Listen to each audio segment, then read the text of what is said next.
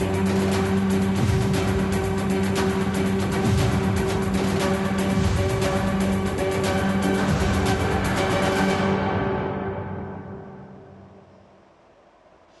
вечер од отвореното студио на телевизија Нова. Вечерва ваш домаќин сум јас, Бојана Димитриевска. Конечно е постигнат договор за излез од политичката криза.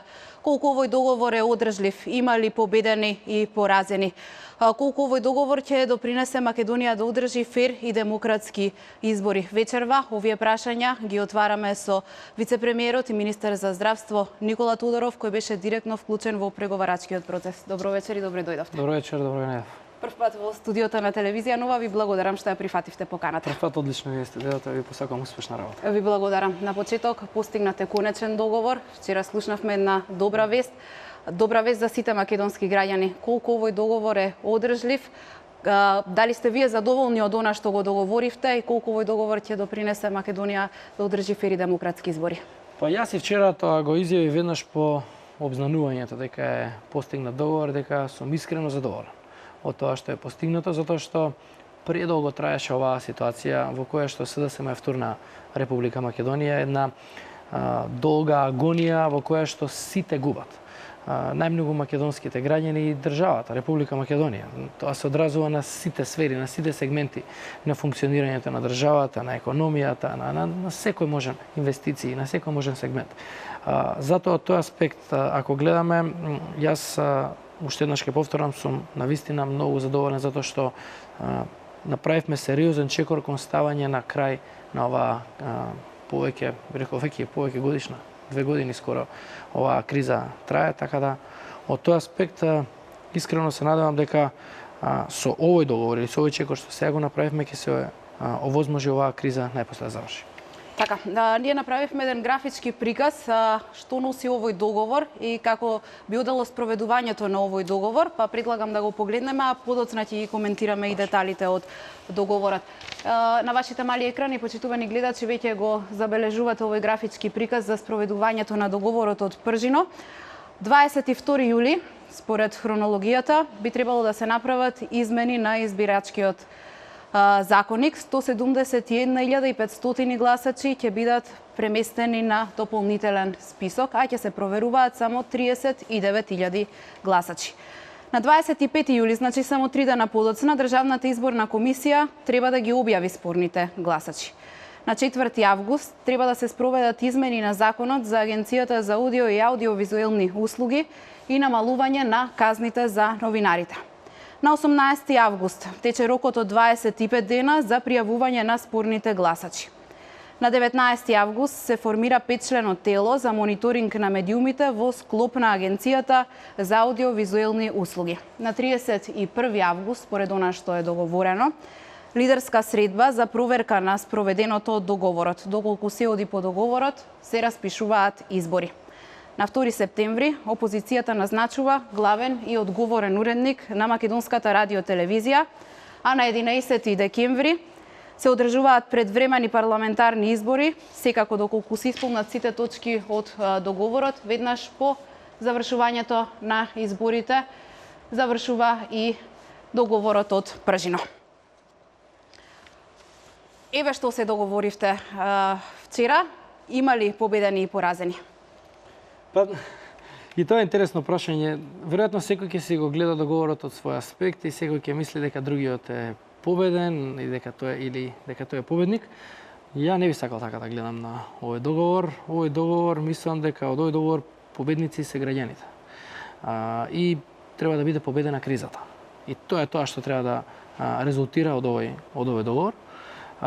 Не би сакал сега со внесување на негативна енергија, на лоша мисла да се работи намерно да се работи на рушење на овој договор. Ние треба во добра волја да ги спроведеме сите обврски кои што ги преземавме со овој договор. Брзо треба да се реагира, да се донесат измените на изборниот законник, да се објави листата на избирачи, кој што дел на посебен список, дел оние кои што треба практичен еден вид на активна регистрација да се направи и да се донесат измените на изборниот законник во кој што се уредува делот на регулација на медиумите.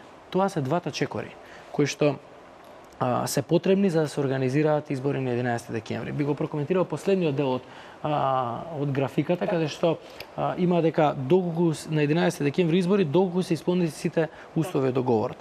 Тоа ќе се утврди на 31 август.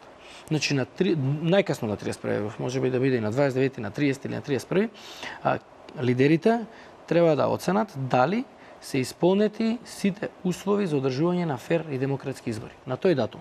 И доколку се исполнети сите услови, во тој случај да се утврди денот на изборите.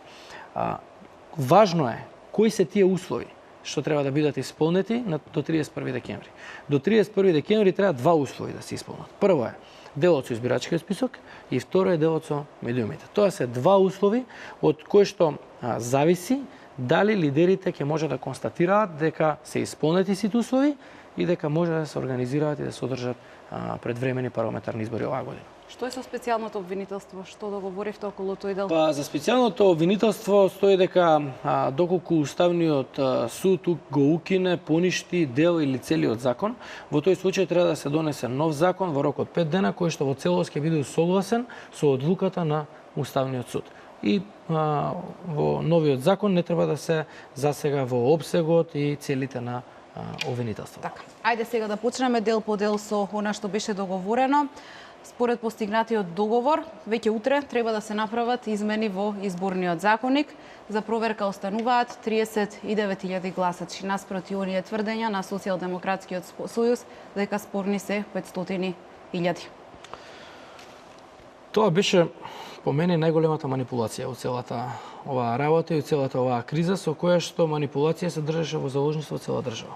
Да се потсетиме дека два пати изборите беа одложени токму поради оваа манипулација со која што СДСМ тврдеше дека избирачкиот список е непрочистен и дека поради непрочистениот избирачки список ВМРО ДПМН е неправилно, недемократски или не знам на каков начин ги добивала изборите. И поради тоа они не сакаат да учествуваат на избори и имајќи предвид дека за цело време тврдеа дека поради непрочистениот избирачки список не може да сметаме дека може да има кредибилни и фери демократски избори. На крај, што се случи? И ги прифативме сите барања на СДСМ. Колку и тие да се нелогични. Овие барања кои што СДСМ ги имаше, вака, ако треба да ги коментирам, се крајно нелогични. Непотребни, но немаше друг начин да излезе на виделина манипулацијата што СДСМ ја правеше, освен ако не им се прифатат барањата и да видат сите граѓани дека немало ништо од тоа што СДСМ го збори. Ниту имало не знам фантомски гласачи, ниту имало не знам непрочистен избирачки список, ниту пак како резултат на ова ВМРО ги добил изборите. Да потсетиме, целата оваа приказни манипулација со избирачкиот список беше следена со многу скандали и би рекол понекогаш и смешни работи. Сеќавате на фантомите. Кога се објави списокот на фантоми, излезе дека многу познати личности од нашето соседство, пријатели, роднини и така натаму, се дел на таа листа на фантоми на СДСМ. Реагираше и Артан Груби? Меѓу другите, пратеници, роднини на високи функционери на СДСМ, роднини на или функционери на власта или на опозицијата. Испадна дека фантомите на СДСМ се реални луѓе кои што живеат, работат во Република Македонија. И тука излезе на виделина првиот сомнеш кај граѓаните, мислам дека се јави, дека целата оваа работа која што ја форсира СДСМ е можеби лага. За на крај сега, мислам најголем дел од граѓаните се убедени дека целата оваа приказна која што СДСМ ја изгради околу избирачкиот список не било ништо друго, туку алиби на СДСМ за две работи. Прво, алиби за поразот на изборите во 2014 и второ, алиби за одложување на избориве кои што беа закажани два пати претходно и за одржување на состојба на криза во Македонија. Околу медиумите и не е многу познато што ќе се случува, освен она дека ќе се формира ад хок тело и дека ќе се намалат казните. Кои се деталите? Толку ќе се случува. На крај за медиумите тоа е она што се договоривме. Иако се чини ова беше најспорно, едно од најспорните прашања. Точно. Ова беше едно од најспорните прашања и најдолго преговарани, затоа што имаше работни групи кои што за медиумите преговараа неколку месеци претходно. Како дојавме до ова решение? Со СДСМ заедно го донесовме изборниот законник и ДУИ и ДП, значи сите 4 политички партии. Во изборниот законник има одредби кои што се однесуваат на регулација на медиумската сфера за време на избори. И тие одредби ги утврдивме заедно и се согласивме дека тоа е начинот на кој што треба да бидат регулирани медиумите за време на изборите. И тоа е прифатлив начин на регулација за сите 4 политички партии. Ние рековме сега, ако е тоа така, предлагаме наместо оваа регулација на медиумите да важи 60 дена, односно од денот на објавување на изборите, да важи 100 дена, односно 40 дена пред денот на распуштање на парламентот и објавувањето на изборите.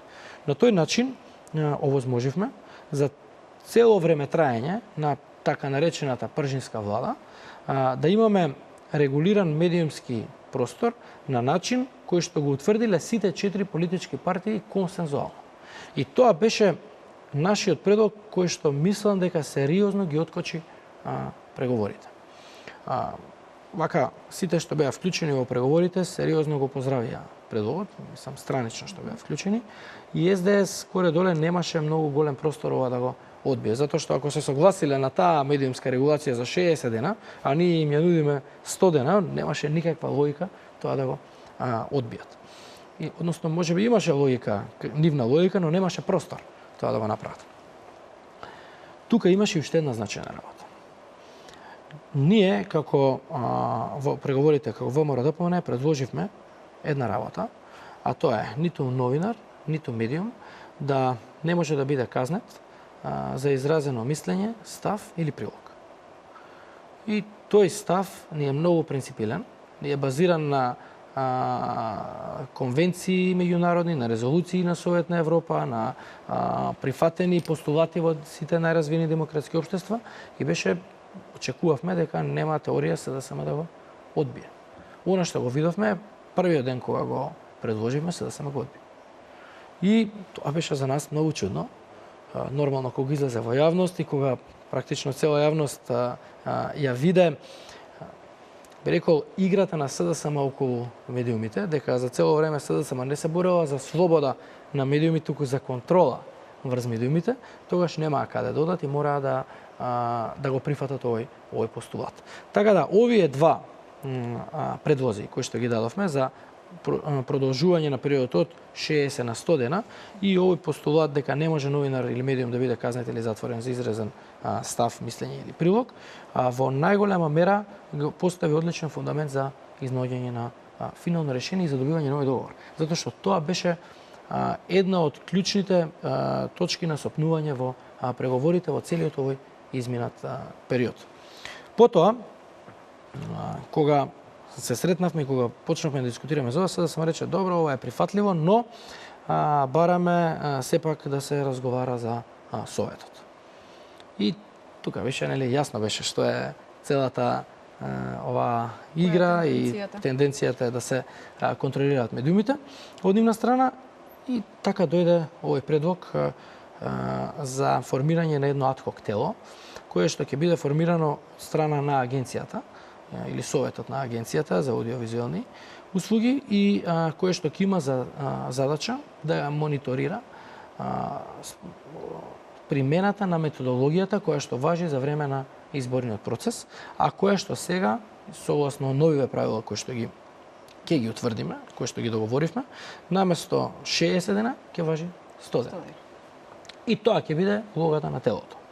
Улогата на телото е да следи дали соодветно се применува методологијата и да предлага препораки кои што потоа треба да бидат следени од страна на Советот. И тука генерално се постави договорот. Потоа разговаравме за уште една работа, а тоа е како ќе се следи избалансираноста на медиумите. Добро, медиумите треба да бидат избалансирани, ова е период во кој што изборен период кој што сега го проширивме на 100 дена и тука немаме ние никаква замерка, но имавме различни ставови. Ставовите беа горе-доле дека не знам треба да се следи на дневна основа или на подолгорочна основа. Сите светски стандарди укажуваат на тоа дека балансираност на медиум не можеш да следиш на дневна основа. затоа што нема секој ден иста активност. Например, јас сум денеска гостин во вашата телевизија и сега ако немаме од другата страна некој што спротивно ќе говори од мене, да не може да се направи ли емисијата? Не. Тоа не значи дека утре нема да може да има така. некој друг гостин. За утре трет ќе има. Поентата е во еден временски интервал да има релативна избалансираност на пораките или на Колка она би што бил тој што временски се мисли. интервал? Тоа што ние го поставивме, зашто доста дискутиравме, дека не може да биде помало од 7 дена, а колкав ќе биде, ќе го утврди ова адхок тело, кое што ќе биде составено од 5 члена, од кои што петиот, четворицата ќе бидат на предлог на партиите, а петиот ќе биде на резултат на избор од овие четворица. Значи, они четворицата што ќе бидат предложени, генерално ќе бидат по двајца од двете најголеми партии, да треба да го изберат петиот член, консензуално. Очекувам дека тој период не може да биде пократок од 10 до 15 дена. Тоа е вака релативно востановена пракса, некаде е тој период дури и на 1 месец, но мислам дека треба да се подели на 2 дела. Првиот дел е пред кампањата и тоа е од 100, тоа се 80 дена практично, во кој што веројатно би требало да биде некаде околу 15 на дена или после тоа вториот дел од 20 дена кога е баш кампањата, тоа можело да биде поделено на 2 периоди по 10 дена. И во тој период ова тело ќе оценува дали се биле медиумите избалансирани или не во известување. Кој ќе ги бира членовите на ова тело и кој ќе го избира ова тело? Тоа го споменав, партиите, двете најголеми партии ќе предложат по двајца, а петиот член ќе биде избран од овие четворица внатре, кои што ќе бидат предложени од партиите. Поентата беше да, зашто тука беше каменот на сопнување, кој ќе биде петиот. Дали ќе има некоја доминација. Они се бореа да имаат доминација, ние се боревме да горе-доле телото биде, не горе-доле, него телото биде независно и да нема никоја доминација. Затоа ние предлагавме повеќе модалитети. Ако модалитети. предлагаат партиите, колку би било тоа независно тело?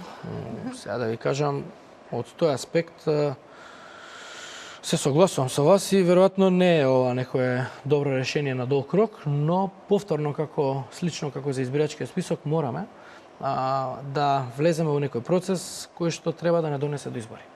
И ете, прифаќаме некое хибридно решение во една многу чудни околности и чудна ситуација, но целта е сериозно поважна за сите, а тоа е да има избори и оваа криза конечно да заврши. Правиме една кратка пауза за реклами и продолжуваме со разговорот за постигнатиот договор. Почитувани, останете со нас.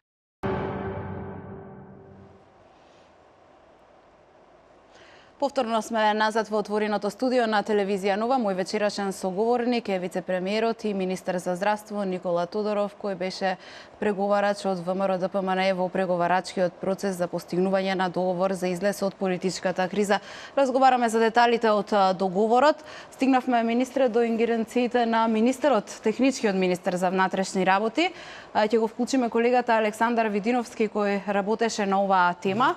Александар, доколку те имаме и доколку се слушаме така го имаме Александар.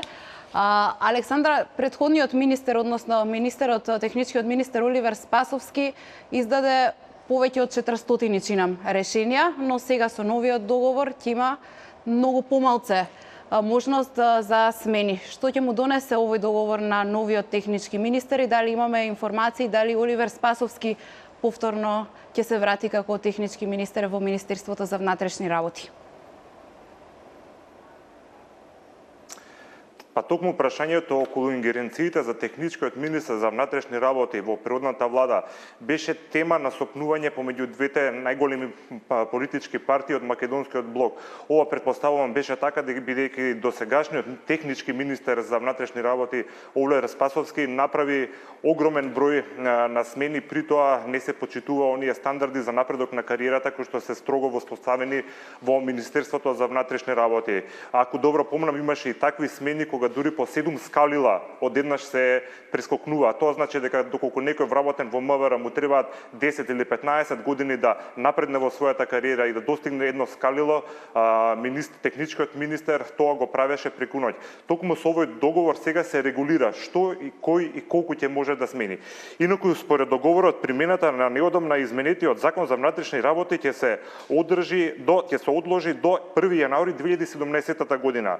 Сега новиот технички министер, кој според нашите информации нели дека ќе биде предложен повторно од опозиционата СДСМ, повторно ќе биде Оливер Спасовски, ќе може да смени само 15 раководители, како и 10% од кадровски промени по хоризонтала според просекот од 2013 и 2014 година.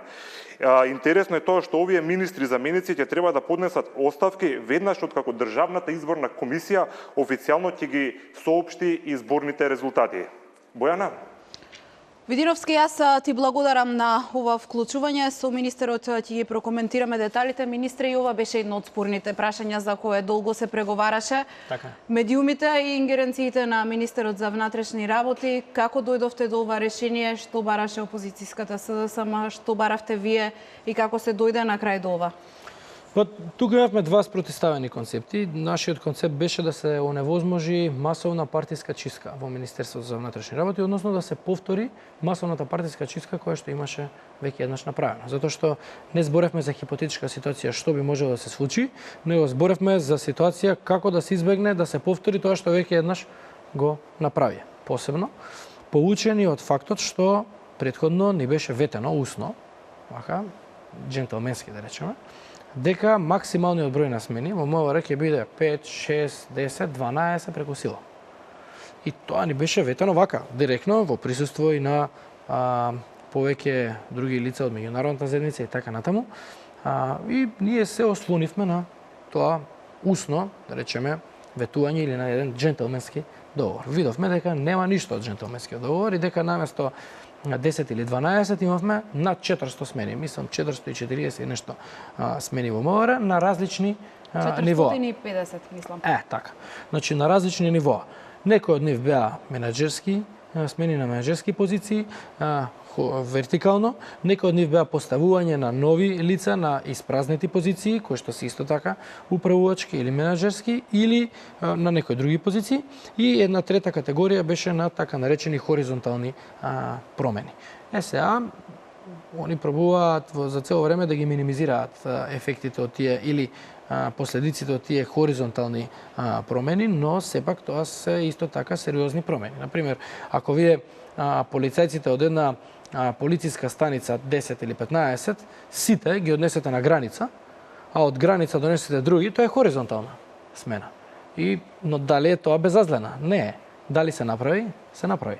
Значи, и едната, и другата, и третиот начин што го применија на промени во МВР беше сериозно уназадување на имплементацијата на стандардите на кариера во Министерството за внатрешни работи и целосно спротивно на и на законите и на заложбите на Македонија за професионално действување на Министерството за внатрешни работи и припадниците на Министерството за внатрешни работи.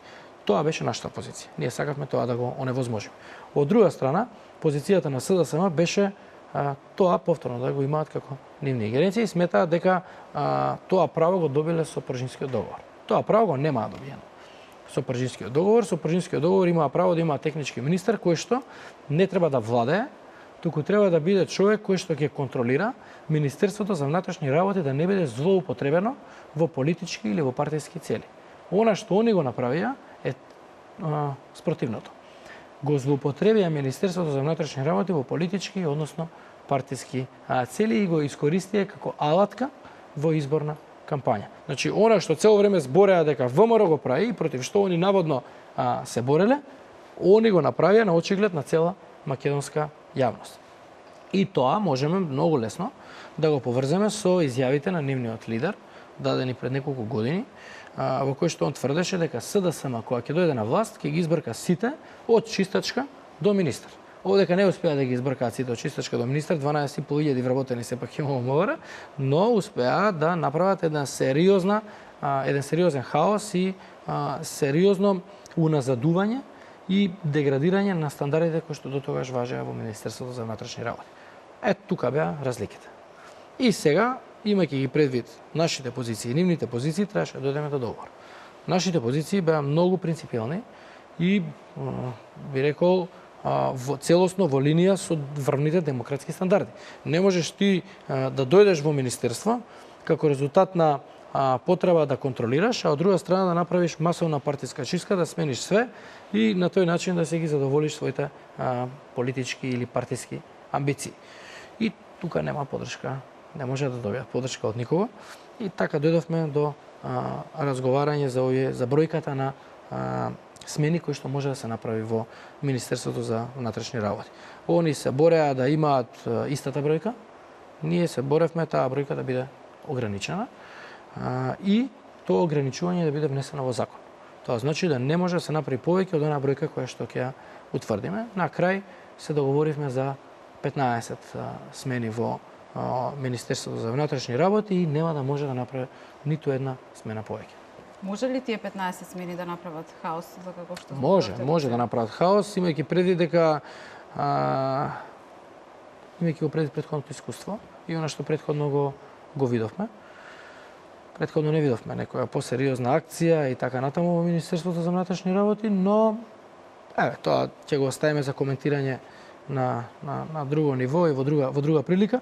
Она што за нас е битно е сега да не се злоупотреби Министерството за внатрешни работи во политички цели. Дали тоа ќе го направат или не, ќе зависи од нив. А ако го направат, казната што доаѓа на следните избори ќе биде уште поголема за нив. Така да од нив си зависи. Ако ги злоупотребуваат институциите за своји партиски цели, граѓаните не се слепи и го гледаат тоа и ќе го казнат тоа. Тоа е. Така, од графичкиот приказ гледаме и дека опозицијата ќе може да предложи главен и одговорен уредник на македонската радио-телевизија. Дали ова одеше тешко кога станува збор за оној преговарачки процес, дали тешко одеа договарањата за ова? Дали се знае кој би можела опозицијата да го предложи? И зарем не е малку иронично кога се зборува за независност на медиуми, политичка партија да назначува во еден јавен сервис главен и одговорен уредник? Иронично се согласувам и би рекол малце и не е во линија со демократија и плурализам и подсеќа веројатно некои минати времиња, но тоа беше едно од нивните барања и нешто што они го сметаа за многу значајно за нив и сметаат дека со тоа, не знам, ќе добијат пополна позиција или не знам што сметаа, но во секој случај, да ви кажам искрено, не идеше тешко во тој дел. Го побараа тоа, им го прифативме, ќе имаат главен уредник на информативна редакција 100 дена пред изборите. Немаме никаков проблем со тоа. Но каде се оние заложби за слободно и независно известување на медиумите? Не знам дали политиката ги меша прстите во новинарството. За цело време приметувате, ама тенденцијата која што СДСМ ја форсира во медиумите е контрол. И они наводно борејќи се за независност на медиумите, бараат начин како да имаат контрола. Доказ за тоа е ова. Викаат медиумите бидат независни, а бараат да имаат од нив поставен уредник на МТВ. Тотална контрадикција. Така. Но немаме друг начин да им покажеме на граѓаните, да им го покажеме вистинското лице на СДСМ на граѓаните и вистинските нивни заложби да излезат на виделина.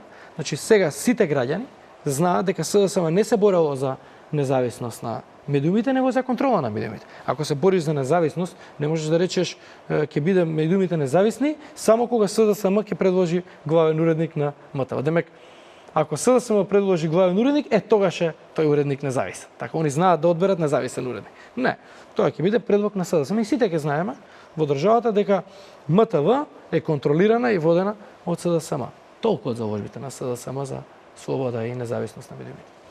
Телевизија Нова денеска и контактираше универзитетски професори во однос на овој договор што ќе значи. Разговаравме со професорката Тања Каракамишева, го поздрави договорот и се надева дека со овој договор конечно ќе се стави крај на политичката криза во Македонија. Предлагам тука да го погледнеме тој разговор, па продолжуваме и со отвореното студио и дебатите околу она што беше вчера договорено. Каков е вашиот впечаток по вчерашниот договор на политичките партии со посредство на амбасадорот Бели и на представникот од Европската Унија? Дали Македонија доби конечно начелен договор со чие спроведување после одреден период земјата може да излезе од политичката криза и сето ова да добие разрешница во вид на предвремени парламентарни избори? Овој договор мора да се каже дека е добра оптимистичка основа за создавање на законски решенија во рамките на институциите на системот, кои потоа треба да искреираат одредени услови, кои што меѓународната заедница, меѓутоа и сите внатрешни фактори во земјата ги нарекуваат услови за фер, демократски, кредибилни избори. Значи, ако се гледа од таа гледна точка дека четирите политички партии вчера се договорија за да се договорат за датумот за избори и ги ставија на хартија, ги мапираа точно сите проблеми кои што во изминативе година и половина беа присутни во политичкиот етер околу тоа кои се можните проблеми, кои се можните политички сопки, сега веќе се ставени на хартија, меѓутоа се ставени на хартија и конкретните решенија кои би можеле да произведат добра политичка основа за одење на конечно на избори. Значи, јас сум оптимист во таа смисла дека конечно СДСМ се демаскира во процесот. Година и половина зборуваа за некакви фантомски избирачи. Добија ли нешто тоа што го прави? Меѓутоа се види дека фантомски гласачи не постојат во Македонија како категорија, уште помалку како реалност. Се види дека се работи за спорни 39.000 гласачи кои повторно не се спорни, туку ќе имаат два пати можност да се пријават да го остварат своето избирачко право, значи не се работи за фантоми. Втора работа која што исто така се доби од процесот е да се демаскира нивната постојана, би рекла, хистерија околу тоа дека во Македонија нема медиумски слободи, дека медиумите се корумпирани, дека се под некаков режим и дека се под некакви постојани притисоци од една политичка партија. Се види дека всушност не станува збор за никаква медиумска контрола или некаков медиумски режим, туку едноставно се лоцираше пунктот, би рекла, на проблемот, а тоа е во предизборниот период, она што го имаме предвидено и во изборниот законник, едноставно само се надгради на тие одредби од изборниот законник да постои посебно адхок тело во рамките на агенцијата кое што ќе го мониторира целиот предизборен период во смисла на избалансираност на информациите, а не избалансираност на слободата на мислење како што тие сака цело време го туркаат тој процес. И она што е многу важно за медиумите е дека драконските казни кои што ги форсираа СДСМ во целиот овој период не постојат, напротив, тие се сведени, би рекла, на едно нормално, оптимално ниво кое што е и европски стандард. Исто така се, би рекла, дефинира оние прашања околу МРТВ и околу, нели, јавниот сервис, така што во тој дел веќе имаме тотално разобличување на таа нивна демагогија и политика на хистерија дека во Македонија имаме проблем со медиумските слободи. Исто така имаме конечно разрешување на позицијата околу СЈО со постигнувањето на овој договор како преддоговор, би рекла, или како еден вид нон-пейпер. Фактички сите четири политички партии јасно укажуваат на фактот дека СЈО не е проблем за нив, ниту за ВМРО, ниту за опозицијата. Едноставно СЈО нека си ја продолжи својата работа и нека не наоѓа изговори за тоа зошто не е ефикасна или зошто неквалитетно го сработува тоа што го сработува, да се крие зад политичките партии или конкретно за ВМРО ДПМН. Она што можам да го констатирам како генерална моја констатација во однос на вчерашниот договор е дека имаме добра стартна основа за подготвување на солидна законска рамка или законски решенија кои треба да ги затворат сите отворени прашања врзани со политичкава криза и конечно Република Македонија да излезе на избори, конечно граѓаните на Република Македонија да се определат кој сака да им биде, на која политичка партија веруваат, кој сака да биде на власт, а кој во опозиција и да се стави крај на оваа политичка криза. Повторно сме назад во отвореното студио на телевизија Нова. Мој вечерашен гостин е вице-премиерот и министер за здравство Никола Тодоров, кој беше директно вклучен во преговарачкиот процес за постигнување на договор за излез од политичката криза.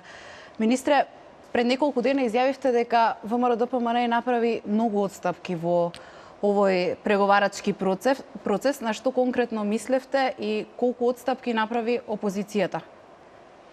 Па, одговорив на тоа прашање веднаш по, ако се сеќавате, веднаш по објавувањето дека имаме договор. Едната и другата страна направи отстапки, тоа е реално. Ако кажам дека не се направиле отстапки од едната и другата страна, ќе бидам неискрен. И не сакам тоа да го тврдам. Генерално, за да има договор, мора и двете страни да се приближат една кон друга. За да има компромис, мора ако само едната страна се приближува кон другата, тогаш немаме компромис, него тоа е диктат. И сега СДСМ во претходниот период веројатно малце повеќе беше научена на диктат. Сега некако малце мораше да се направат некои отстапки. Ние, например, им прифативме све што е поврзано со избирачкиот список. Се, буквално. Се што сакаме. Им прифативме ова за МТВ. Едното и другото го направивме за да се покаже вистинското лице на СДСМ. За првата работа е да се покаже дека било манипулација ова со избирачкиот список и тврдењето дека избирачкиот список е непрочистен, а за втората да се покаже дека е манипулација и лажна е нивната борба за слобода на медиумите. Не може ти да се бориш за слобода за медиуми, а да бараш главен уредник ти да го предлагаш. Нема слобода на медиумите. Така да и со едната и со другата работа ги прифативме, да направивме некои отстапки, веројатно направивме нешто што овозможи да се дојде до некој договор, и тоа е позитивно, но од друга страна ги демаскиравме. Од нивна страна беше отстапка тоа што прифатија дека нема да може МВР да го прават она што го направија претходни, дека мора да има некој ограничување и некој ред. И исто така прифатија дека веднаш по изборите ќе мора пржинската влада да си оди. Сите министри кои што се дел од тој така наречен пржински тим, веднаш после изборите си одат и нема да останат до формирање на нова влада, затоа што тоа е период од 40, 50, 60 дена може да биде. Така да, тоа се вака покрупните работи. Се имаше доста ситни работи на кои или поситни работи на кои што доста разговаравме, некогаш и ситните работи, деталите се клучни, како викаат ѓаволот во деталите, ама генерално ова беа покрупните работи, а за медиумите исто така ние направивме сериозна отстапка со тоа што овозможивме од 60 на 100 дена да се применува и да се направи едно вакво адхок тело кое што ќе има некаква си улога на монитор или мониторинг улога. И цело време додека траја овие преговори, имаше денови кога почнуваа со многу оптимизам, но беа и полни со неизвестност. Некогаш се преговараше кратко, некогаш имаше маратонски разговори, новинарските екипи заедно со вас чекаа пред резиденцијата на Европската Унија во Скопско прчино. Тешки беа преговорите, несумнено. На што инсистираше ВМРО-ДПМН беше да добие уверување од опозицијата дека опозицијата ќе учествува на изборите. Добивте ли такво уверување? Тоа не е клучно. И тоа е делот од договорот, а тоа е да има ден за проценка. И тоа е оној 31 август, кој што го има во договорот, на кој што ден треба лидерите да седнат и да направат евалуација или проценка дали претходно споменатите услови, а тоа се избирачкиот список и овој дел за медиумите, се исполнети или не. Ако се исполнети, треба да констатираат дека сите услови за одржување на фер и кредибилни избори се исполнети и да го утврдат датумот на изборите. Што сакавме тука да превенираме? Сакавме да превенираме СДСМ да повторно да не ја стави повторно државата во ситуација во која што два пати претходно стави, а тоа е да имаме закажано избори и тие избори да мора да бидат одложени и на тој начин да се продлабочува или продолжува кризата која што има во Македонија. Очекувате ли обструкции? Се надевам дека нема да има. Значи, посакувам да нема. Генерално сум оптимист дека целиот овој процес може успешно да заврши и ние како ВМРО-ДПМН ќе даеме се од себе овој процес да заврши. Како што и претходно додека траја преговорите изјавувавме, ние доаѓаме на преговори за договор, за да најдеме договор, така и сега ние ќе работиме посветено и максимално од целиот овој период да се исполнат сите услови кои што се неопходни за на 31 август лидерите да може да кажат дека нема никакви пречки за одржување на фер и кредибилни избори и сите да учествуваме на изборите, ќе победи подобриот, на тој што граѓаните ќе му дадат довербата, ќе се формира влада, ќе заврши кризата и ќе го оставиме ова, би рекол, темно поглавје од македонската историја за нас.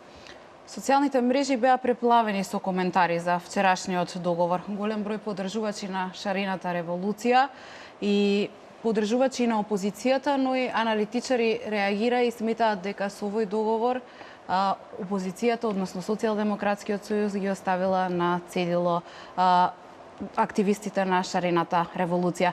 Ние ги сублимиравме дел од тие реакции на социјалните мрежи. Предлагам тука да го погледнеме прилогот на колегата Емил Десподов, па подоцна ќе прокоментираме и за тоа. Остри реакции до СДСМ вчера и денеска упатија опозицијски активисти и левичарски партии, дел од стивнатата шарена револуција, по вчерашниот договор на 4 најголеми политички партии и заставање на конечен крај на политичката криза. Велат СДСМ ги изневерила нивните очекувања и дека договорот не гарантирал фери демократски избори какви што заслужува земјава. Професорката Билјана Ванковска, која важи за блиска до опозицијата, вчера и денес напиша дека договорот не е суштински и дека политичарите биле неодговорни во одлучувањето на судбината на државата. Ставот на Ванковска не се смени уште од потпишувањето на првиот договор од Пршино, кога потенцираше дека СДСМ ги изневерила своите членови. И опозицијскиот колумнист Ивор Мицковски на социјалните мрежи напиша дека ни самата СДСМ не верува во постигнатиот договор, а граѓаните биле длабоко разочарани од истиот. Голем дел од поддржувачите и активистите на шарената револуција исто така се огласија дека е штета што е постигнат политички договор за излез од кризата, бидејќи ова би требало да стави крај на протестите по улиците и вандализирањето на државните институции и спомен обележја. Колумнистот пак Арсим Зеколи посочи дека доколку поранешниот лидер на СДСМ Бранко Црвенковски го потпишеше овој договор, СДСМ би се кренала на нозе и Бихачка би горела. Инаку вчера 4 најголеми политички партии конечно постигнаа договор за излез од кризата, кој предвидува нови реформи во законите за медиуми и внатрешни работи и конечен датум за одржување на предвремени парламентарни избори во Македонија.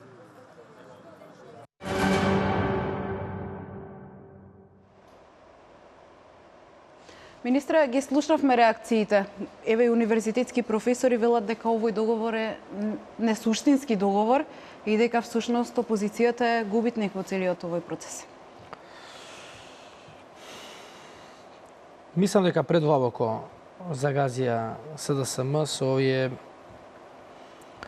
игри и манипулации кои што ги сервира и сега многу тешко може да се изведат од оваа ситуација и тоа им се враќа како бумеранг. Креира некакви си очекувања преголеми, а позадински се бореа за некои нивни лични партиски интереси. И сега креираш од една страна перцепција дека се бориш за некои универзални вредности, слобода, демократија, слобода на медиуми и така натаму, а од друга страна позадински и реално се бориш само за своите партиски позиции. И кога тоа ќе излезе на виделина, очекувана е негативната реакција и очекувано е незадоволството од тие кои што мислеле дека за нив се бориш. И тие се разочарани и сега тоа разочарување го вртат против оние на кои што им верувале, затоа што не може да се разочараш повеќе од тоа да те разочара некој во кој што веруваш. Така, ако те разочара некој во кој што не веруваш и за кој што имаш негативно мислење една работа, ама ако си се борел за нешто и заедно сте пропагирале определени ставови и сте мислеле дека заедно сте во некоја борба, уствари тие идеали биле предадени во позадина, тогаш резултатот и ефектот е овој што сега го гледаме. Но во секој случај, јас она што го кажав на почетокот, мислам дека држи, а тоа е дека со овој договор граѓаните добиваат. И ние мораме, и двете партии, зборам за македонските и СДСМ и ВМРО ДПМН, но и албанските и ДП и ДУИ, да направиме се овој договор во целост да се имплементира и да покажеме дека сме зрели, да она што ќе го договориме, можеме да го исполниме, иако е тешко да го понекогаш да го соджвакаме тоа што сме го прифатили, а потоа да го имплементираме. Знам дека има некои работи тука кои што може да бидат непријатни за една, за друга, за трета страна, но кога сме се согласиле за нешто, тоа нешто треба да се исполни. Договорите, вика, треба да се почитуваат, за тоа се склучуваат, а не за да се кршат. Велите треба да се исполни, а пред малку споменавте дека има многу нелогични работи во овој договор, токму оние отстапки кои сте ги направиле.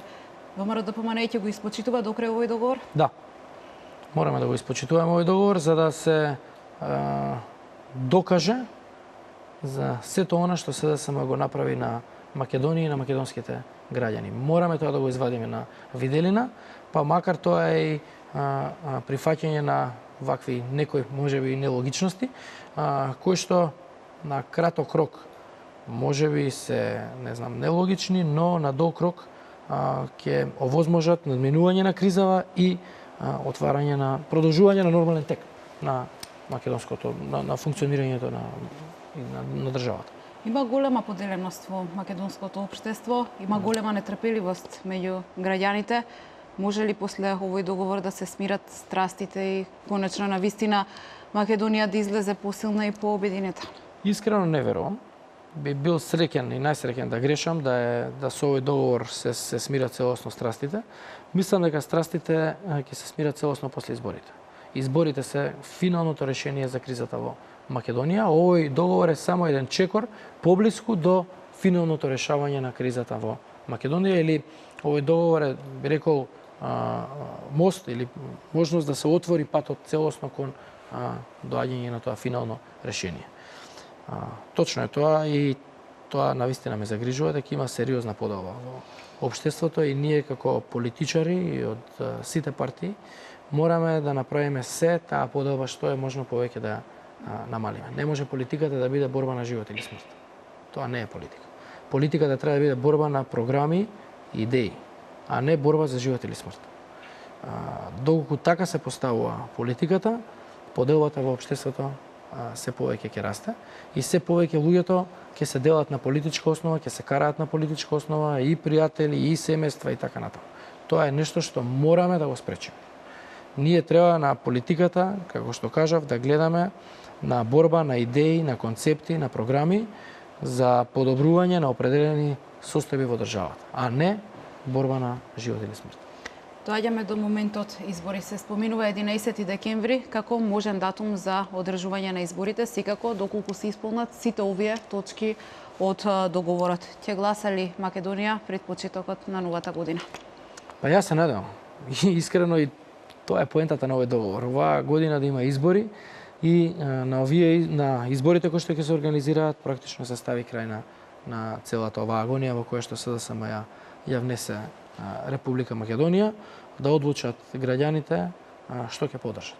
Дали се за деструкција и за криза, или се за програми, проекти, дела, градби и реформи. Тоа е генерално и она што е разликата помеѓу нас и СДСМ. СДСМ одбра еден концепт на функционирање во политиката, а тоа е да нуди на граѓаните слобода и демократија. Значи, да не бидам сватен погрешно, слобода и демократија се најважни. Нема поважно од тоа. Но проблемот е што СДСМ го продава на граѓаните тоа што на нив не им треба. Во Македонија има и слобода и демократија. И не им треба тоа на граѓаните. Затоа што го имаат.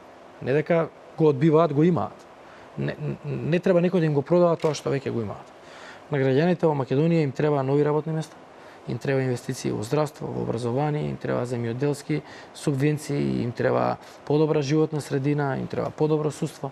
Тоа е тоа што им треба на граѓаните. И сега, од една страна имате партија која што продава нешто што никој не сака да го купи, а од друга страна имате партија која што испорачува сериозни реформи, која што има отвори 150.000 нови работни места. За прв пат во Македонија почна да се отвараат фабрики големи, расте извозот, за прв пат имаме огромен износ на субвенции во земјоделието и тоа е битката на двата концепти. И сега не е јасно зашто губат на избори. Па губат затоа што ја промашиле темата. Значи, они комплетно имаат промашено темата или политичката понуда. Они нудат нешто што граѓаните им е значено, на секој, на мене ми е значено, слобода и демократија ми е најзначено.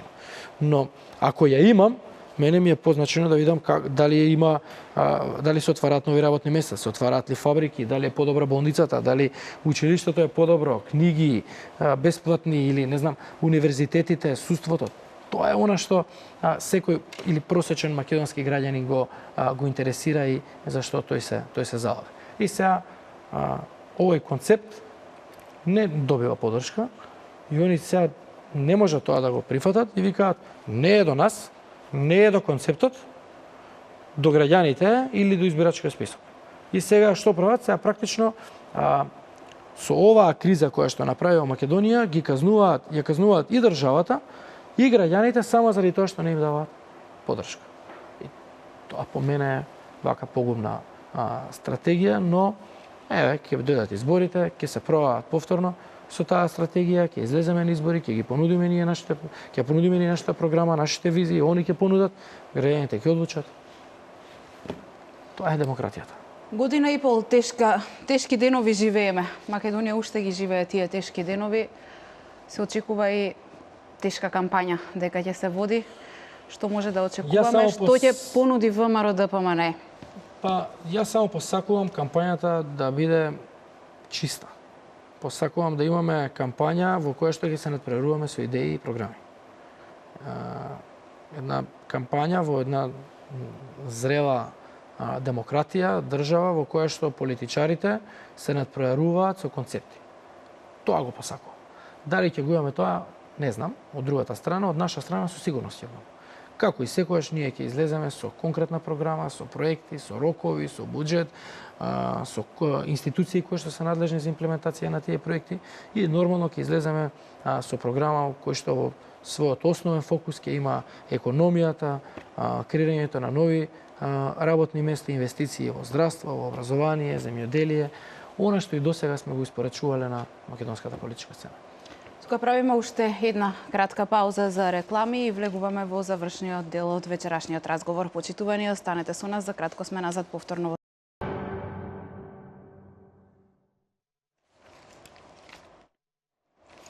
Почитувани, го следите отвореното студио на телевизија Нова. Мој вечерашен гостин е вице-премиерот и министер за здравство Никола Тодоров. Разговараме за постигнатиот договор за излез од политичката криза. Министре, два пати се одлагаа изборите. 24 април па 5 јуни. Што имаме сега, што имавме пред 24 април? Или подобро прашано, што доби државата? Така би одговорил на ова прашање. И што добија граѓаните? Не добија ништо. Добија криза, добија продолжена агонија. Кој изгуби? Изгубија граѓаните. Мнозинството од граѓани. Преку 80-90% од граѓаните во државата бараат оваа криза да заврши. Она што го добивме со одложувањето и од 24 и од 5 е пролонгирање, односно продолжување на кризата. Тоа ниту на граѓаните, ниту на државата, ниту па и на нас, ако сакате како политичка партија, ниту не одговараше, ниту го посакувавме. Ние ќе бевме најсрекни да имаше избори на 24-ти, да се завршеше целата оваа работа, да завршеше кризата и државата да си влезеше во нормален колосек. Но еве сега, тоа бил изборот, тоа е ситуацијата во која што СДСМ ја стави државата. Тоа е неколку месеци дополнителни загубени за државата и за сите граѓани, но држава ќе издржи. Издржала многу тешки периоди, ќе го преброди и овој, граѓаните издржале тешки периоди, ќе го пребродат и овој, ќе има избори оваа година, ќе стават крај на оваа криза. Колку ја чинеше оваа политичка криза Македонија? Имате ли некои пресметки направени? Многу. Многу ја чинеше кризата од секој аспект, затоа што да не заборавиме со какви све не алатки се служеа за целиот овој период. Затоа што има многу настани и многу предизвици на дневна основа, па се подзабораваат некои. Та не забораваме дека се криеше во Македонија страшна паника и со повлекување на средства од банките. Тоа чинеше државата стотици милиони евра. Тоа вака една страшна психоза која што се создаде и која што имаше за цел да го сруши буквално целиот економски, финансиски систем на државата. Тоа не може некој да ме убеди дека не беше смислено и дел од нечија сценарија. Значи, тоа многу ја чинеше државата. Овие протести со кои што се уништија многу објекти, споменици, згради, државни институции, тоа чини милиони. Да не зборам за бизнисите.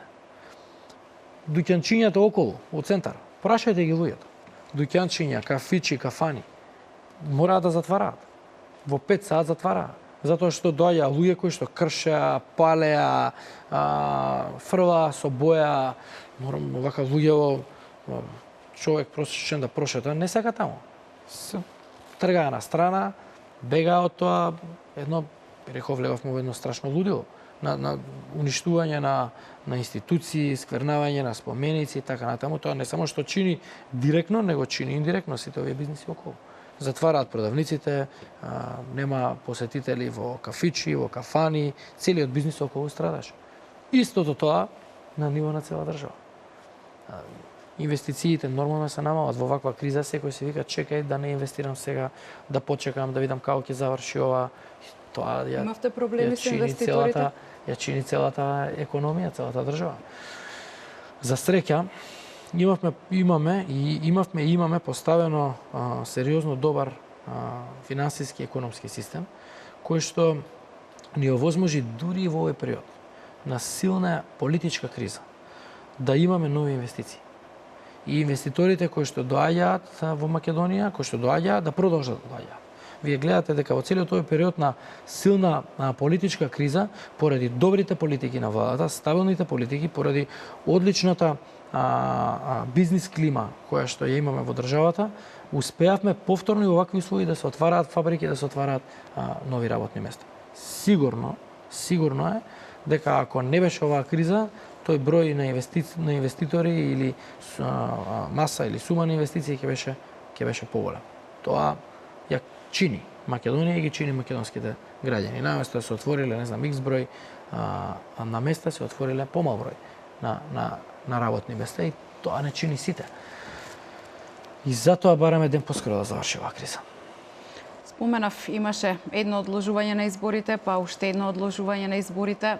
Со оглед на тоа какви непредвидливи работи се случуваат во Македонија, не можеме да знаеме што не чека и дали докрај ќе се испочитува овој договор и дали сепак ќе се гласа на 11 декември, хипотетички доколку се гласа. Каде е ВМРО? Вие сте шеф на изборен штаб. Предпоставувам дека имате рейтинзи кои ги правите и внатре во партијата, кои ги прават и рейтинг агенции за вас. Што велат рейтинзите? И каде се гледате после 11 декември, доколку се одржат тие избори? Видите, прво би сакал тука да прокоментирам една работа. Многу е неодговорно ако една политичка партија ја држи во заложништво државата и граѓаните само заради слабиот рейтинг на анкетите. Значи, тотално неодговорно да ќе биде, ако поради тоа што гледаат дека имаат слаби анкети, дека слабо стојат на анкетите и дека немаат поддршка од граѓаните, и ако ќе го видат во екот на кампањата, се одлучат да не учествуваат на избори или да најдат начин како овие избори да се одржат. Тоа ќе биде крајно неодговорно, антидржавничко однесување и однесување спротивно на интересите на секој еден граѓанин во државата. Практично ќе се ја сечат гранката на која што седат. Сите ние, односно целата држава. И тоа ќе биде недозволен чекор. Дали има доверба или нема доверба од граѓаните не е важно. Во демократија се надпреваруваме за идеи и за концепти. На денот на изборите се почнува од нула. Граѓаните одлучуваат кого ќе поддржат. Победникот е тој што треба да состави владата и да управува со државата. И како што кажав, не треба од ниту една страна да се гледа политиката како борба на живот или смрт. Тоа е неисправно и многу штетно за државата. И пред самиот крај, онаа тема специјално обвинителство.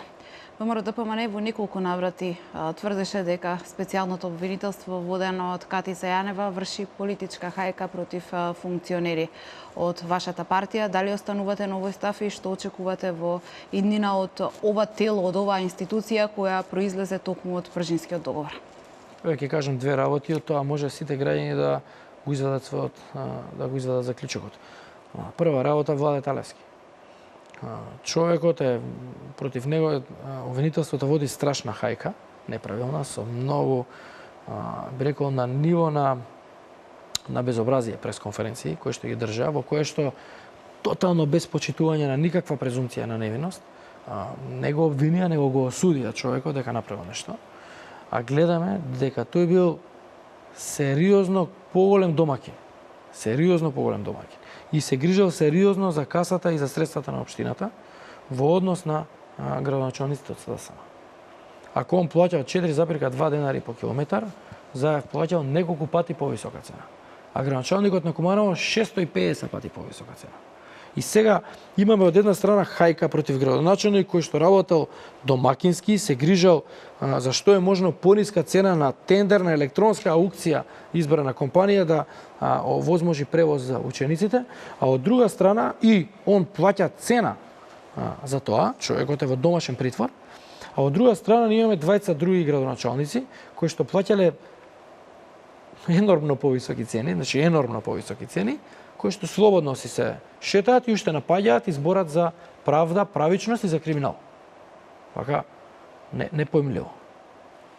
Втора работа, имавме ние ситуација во која што еден председател, мислам, или член на некаква општинска организација на СДСМ од Гази Баба најави тема на пресконференција на специјалното јавно обвинителство пред пресконференцијата се одржи. Новинарите не знаат на која тема е пресконференцијата, а член на огранок некој си таму на СДСМ знае. Како е можно тоа?